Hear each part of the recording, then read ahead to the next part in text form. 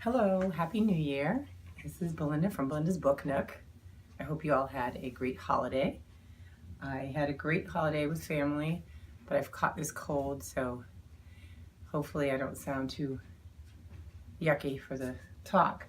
But I wanted to get together and talk to you guys about some of the books that I read in 2018 that I really liked.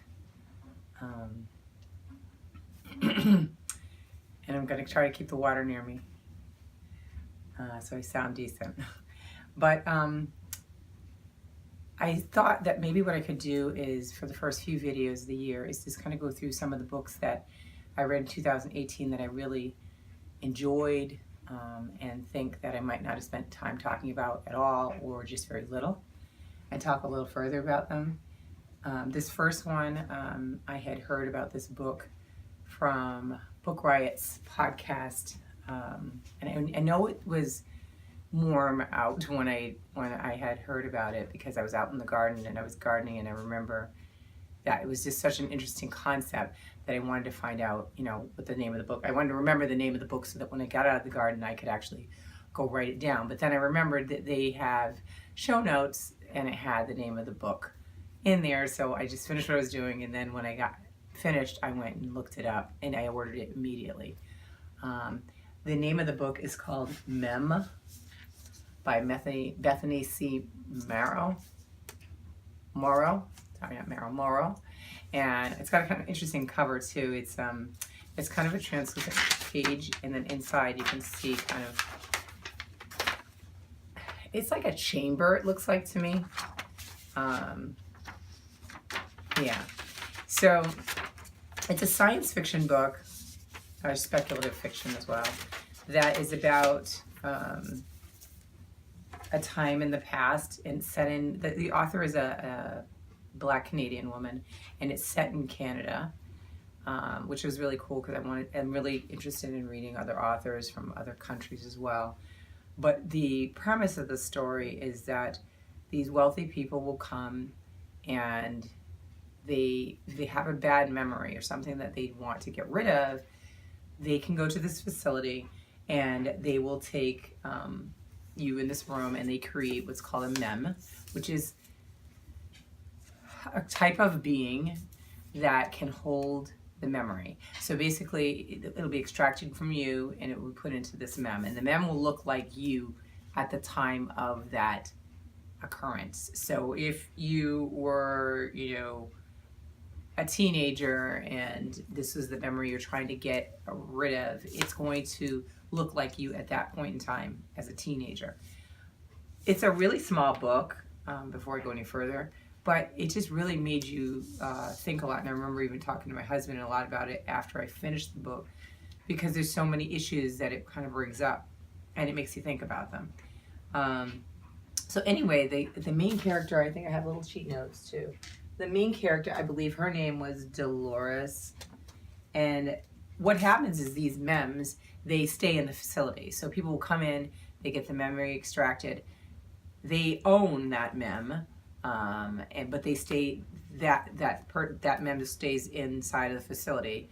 And what they were finding out as time went on, the guy that founded the whole organization, was that over time, when people would get memories extracted, that they would start losing a bit of themselves, and the mems, on the other hand, would hold that memory, and it was almost like a replay of that memory. They didn't really have personalities. They didn't retain other memories, and they didn't last too long. They would eventually expire themselves.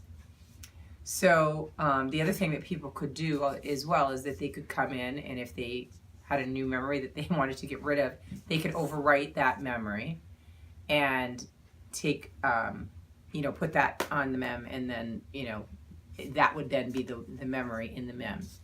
So Dolores, I think that's her name, was different. She ended up having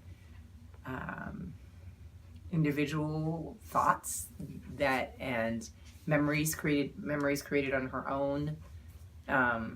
She started developing a personality, and there were people that worked in the facility There were doctors and different, clinical people that were working there and scientists that were studying them and, trying to help improve the process, etc. And there was a gentleman that was working with Dolores, and there's a little bit of a slow burn, I guess, love or affection for her as she develops like her own individual personality. And without going too far into the story, the founder of the facility takes a strong liking to Dolores and he's curious about her. He's also, because she's just an anomaly, and he wants to know more about her. So he wants to take her home with him and his wife so that he can kind of figure out more about her and why she's like this. So the book makes you think about things like, what are the rights of these MEMS? If they do in fact have feelings, and she's also able to express her feelings, then what are her rights that she has? Can they keep her in the facility? Can the person that put the memory on her, does she own her? Owning another being. It was really, really a good book. Very easy to read and get into from the very start. The characters you're very interested in, and you become invested in to find out what's going to happen with them. One of the things I really like too at the end, I love when authors, when they write a book, and at the end of the book, they give you references. Now, if it's a history book and they give you references to other books to read, that's fantastic. I love it. I'm all over it. They immediately go into my TBR. What I liked about her notes and Bethany Morrow's notes at the end was that she mentioned that the character was a Black person, but she didn't want to be. This was, I